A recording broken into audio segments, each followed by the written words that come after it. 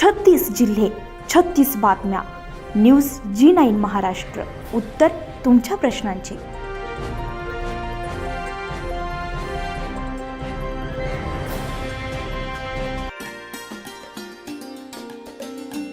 आजच्या काळामध्ये लग्न समारंभ मोठ्या थाटात करण्याची पद्धत रूढ झाली आहे. लग्न समारंभावर लाखो रुपये खर्च केले जातात.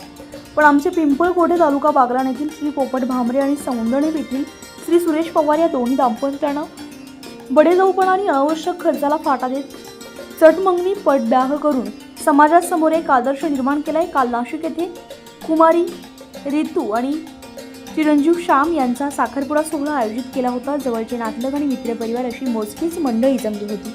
अशातच नातलग मंडळींनी आवाजावी खर्च आणि वेळ वाया घालवण्यापेक्षा लागलीच लग्न लावून देण्यास काय हरकत आहे असा प्रस्ताव समोर आला.